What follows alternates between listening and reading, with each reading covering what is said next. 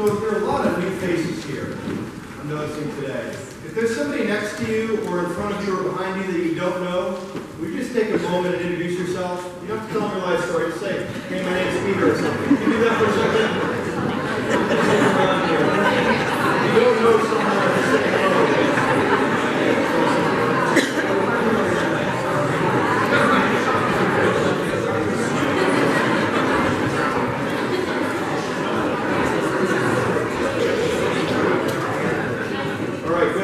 Because we say that we want to be welcoming church, but if we're not doing it in practice, if we're only talking about it and not putting it into action, then we lose a little something, right? And that's the whole point of the incarnation, is that God as Spirit is nice, and the things that we talk about are nice, but unless you really put it into flesh and bone, unless you really make it real, like in matter, it loses a little something, doesn't it? So you gotta actually put words into action and put deeds into action so that it can mean something. And that's what I think we have with the baptism today.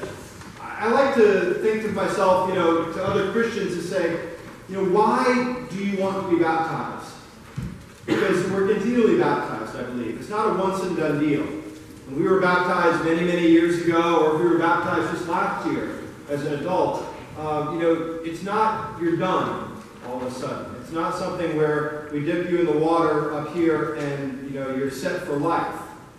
You have to live into it. It's kind of what we talk about. You have to live into your baptism. You have to own the vows. You have to live daily as a disciple of Christ.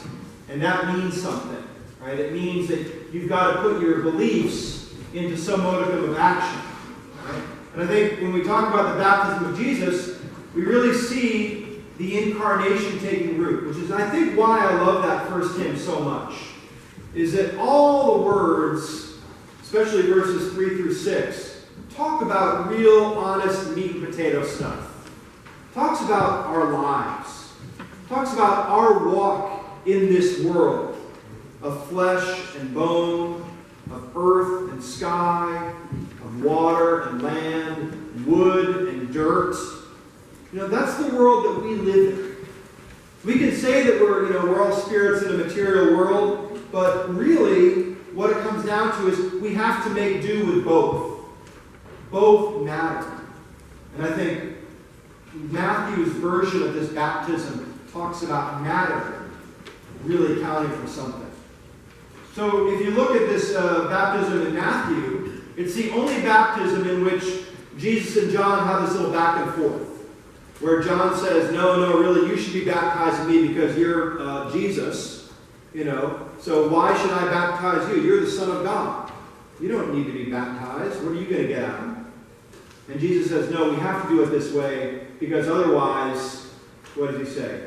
We need to do it to fulfill all righteousness. Which is kind of a pious saying that we don't really understand in the church.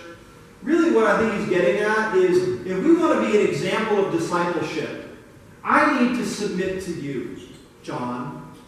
I, Jesus, the Son of God, need to submit to what you would do for me. And again, you see this mirroring, right? Jesus' submission to John in the Jordan. Jesus' submission to the Romans on the cross.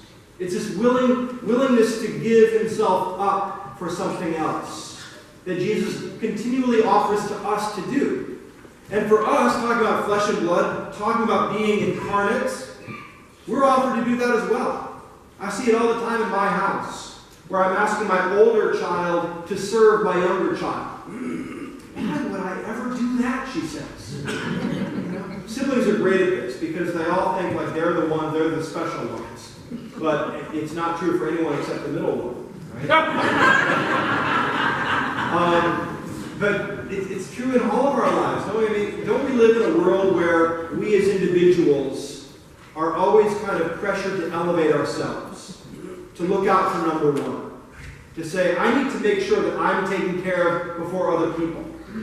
And even as parents, we kind of strive against that feeling, right? Because we want to provide for our kids, but we want them to be at the top of the list when it comes to kindergarten.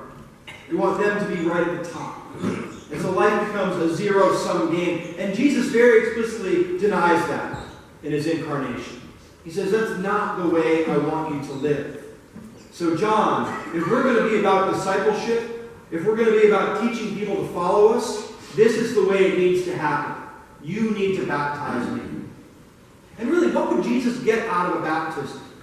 When we talk about baptism up here, we talk about the water. And we believe that when Ryan is baptized today, Ryan goes into the water one way and comes out another. We're not dipping anyone, by the way. We're just sprinkling, right, today. I'm just using it as a language thing. So, you enter the font one way and you come out of it a different being. Physically, you don't look any different, right? I mean, you don't feel any different. But now, something is conferred upon you. Something is going to be conferred upon Chris and Dora as godparents. Right? They're going to be charged with raising up Ryan to be a disciple of Christ. Just like all of you will be when you say, we will. We're all responsible. We're all in this. And to some degree, it's a really beautiful way of the community forming an individual. Transforming an individual. If you've ever read the book To Kill a Mockingbird, it's another great example of a community forming individuals and itself around shared values. Right? Atticus Finch could have taught his kids hate and fear. Instead, he taught them love and compassion and generosity. The same is true of baptism. We impart our values and we transform those who will be baptized. Finally, I think the baptism of Jesus makes the incarnation valid. It makes it real in a very sacramental way. I mean, again, spiritually talking, there are a lot of things that we talk about symbolically. Right? We talk about the blood and the body of Jesus up here, and we can say that the bread and the wine are symbols of that. But why do we use bread? Why don't we just use, I don't know, Twinkies, last night's ham, dried fish? Why don't we use any of that stuff? The reason we use bread and wine is because they're very elemental foods, right? Wine comes from grapes, agricultural, of the earth. Very little processing happens, right? Bread comes from grain, comes from the earth. Again, very direct, right? And so when we do bread and wine up here, that's of the earth. When your income is collected in the plate and it comes up to the altar, that is from you. That is a sacrament that is real, that's tangible, that's dirty, that's messy, right? That people argue about, that people are emotional about. All these worldly feelings comes up to the altar, right? And we bless it. We bless it to make it something more than what it is, which is really the idea of baptism. You are exploding yourself to be something more than what you were before. You are now a child of God. You are a unit of God's grace, unprecedented, irrepeatable, and irreplaceable. And you become that through the waters of baptism.